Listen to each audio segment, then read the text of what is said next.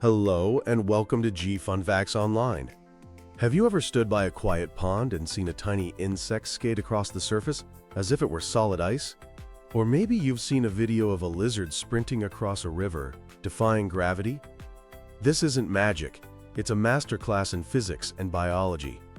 Today, we're diving into the incredible world of nature's water walkers and exploring how scientists are building a new breed of amphibious robots inspired by their genius. To build a water-walking robot, you first have to study the masters. And in nature, there are two undisputed champions, each with a completely different strategy. First, let's talk about the graceful ballet dancer, the water strider. This little insect glides effortlessly across the water's surface, and its secret weapon is something called surface tension. Think of the surface of water as a thin, stretchy skin. The water molecules are all holding hands, and at the surface they pull together extra tightly, creating a film strong enough to support something very light. The water strider is a master at not breaking this film. Its legs are long and skinny, spreading its tiny weight over a large area. But the real magic is on the legs themselves. They are covered in a dense carpet of thousands of microscopic, water-repellent hairs. And these hairs have even tinier grooves on them. This complex structure traps a layer of air between the leg and the water, making it super hydrophobic or extremely water-repelling. The leg rests in a little dimple on the water's surface, supported by that surface tension, almost like it's floating on a tiny, invisible raft. In fact, a single leg can support up to 15 times the insect's entire body weight. For a long time, we thought they moved by pushing against the tiny waves they created. But high-speed cameras revealed something far more clever. As the strider uses its middle legs to row, it creates tiny, invisible whirlpools or vortices just under the surface. It's the momentum from these vortices that pushes the insect forward. It's an incredibly efficient system. Now let's switch from the delicate ballet dancer to the powerful sprinter, the basilisk lizard. You might know it by its more famous nickname, the Jesus Christ lizard. This reptile can weigh up to 100 grams, which is far, far too heavy for surface tension. It can't dance on the water. It has to run. And its run is a violent, three-step process. First comes the slap.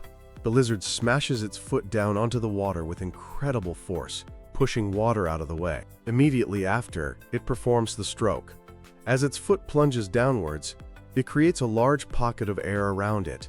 The lizard then pushes its foot backwards against the water at the back of this air pocket, generating the lift and thrust it needs to stay up and move forward. The final and most crucial step is the recovery. Before that air pocket collapses and the water rushes in to grab its foot, the lizard has to yank it out with lightning speed. Pulling a foot out of an air cavity is much easier than pulling it through water, which would create drag and pull it under. It does this over and over again, incredibly fast. Its feet are also specially designed with long toes and fringes of skin that fan out to increase the surface area when they hit the water. It's a high-energy, brute force method that is amazing to watch. For a human to do the same thing, we'd need to run at about 65 miles per hour. So we have two amazing biological blueprints: the finesse of the water strider and the brute force of the basilisk. How do engineers turn this into hardware? This is where we enter the fascinating world of bio-inspired robotics. Let's start with the water strider. Its reliance on surface tension makes it a great model for small robots. Many of these robotic striders have long, lightweight legs coated with super hydrophobic materials to mimic the insect. But how do you make them move? Some early models use tiny DC motors, but these can be heavy. A more elegant solution is to use smart materials. One popular choice is something called a shape memory alloy, or SMA. These are metal wires that remember their shape. You can run a small electric current through an SMA wire. It heats up, contracts, and pulls on the robot's leg, creating a rowing motion. When the current stops, it cools and returns to its original length. Using this, Researchers have built tiny robots weighing less than a gram that can scull across the water, just like the real thing. Another approach uses piezoelectric actuators. These are materials that bend or change shape when you apply a voltage. They can move incredibly fast and precisely, allowing for amphibious robots that can walk on land and then swim across the water. One of the most advanced examples is the Harvard Ambulatory Micro Robot, or HAMR. It uses its vibrating legs to swim across the surface, but it can also do something amazing. It can intentionally sink. By applying a voltage to its foot pads, it breaks the surface tension and can walk on the bottom of a tank. Getting back out is the hard part, requiring it to find a ramp and use special high-friction pads to climb out of the water's grip. More recently, engineers have even copied a specific type of water bug called a ripple bug. It has tiny fans on its feet that automatically open in the water to maximize push and collapse when pulled out to reduce drag. A robot called Ragobot copies this, creating a super agile little machine that can navigate turbulent water without any extra energy. Now, what about the basilisk? Building a basilisk bot is a whole other level of difficulty. The main problem is the sheer power required. You need incredibly powerful and fast actuators to slap the water hard enough, and all that machinery has to be extremely lightweight. It's a huge power-to-weight ratio problem. The physics just don't scale up easily.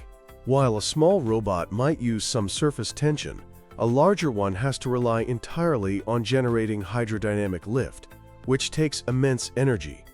While a fully running basilisk robot is still a long-term goal, studying its mechanics gives us valuable clues for designing any robot that has to interact with water dynamically. Of course, building these robots isn't easy. The biggest hurdle is what physicists call the square-cube law. It's a simple but brutal rule of scaling.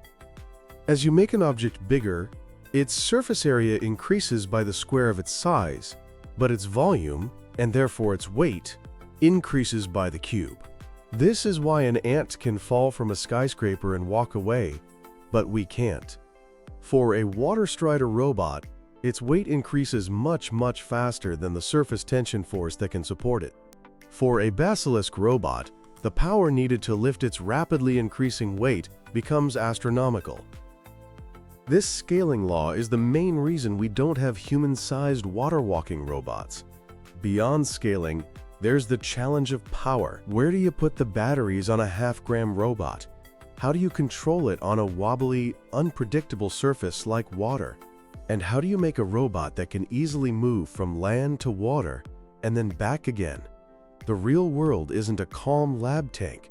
It has wind, waves, and debris. Making these robots robust enough for practical use is a massive engineering challenge. So with all these difficulties, why bother? Because the potential applications are incredible. Imagine swarms of tiny, cheap water strider robots skimming across a lake, monitoring for pollution, or tracking harmful algal blooms in real time. In a flood, amphibious robots could navigate through flooded streets and debris to search for survivors in places no boat or person could reach. Small robots could walk through the inside of water pipes, inspecting for leaks without needing to shut the whole system down. Their stealthy nature makes them perfect for security and surveillance around sensitive areas like reservoirs or harbors. And thinking bigger, the same principles could one day be used to explore other worlds. Imagine a robot capable of traversing the liquid methane lakes on Saturn's moon, Titan. The journey to build a true water-walking robot is a perfect example of bio-inspiration. It's where we learn from the elegant solutions nature has developed over millions of years to create the technology of the future.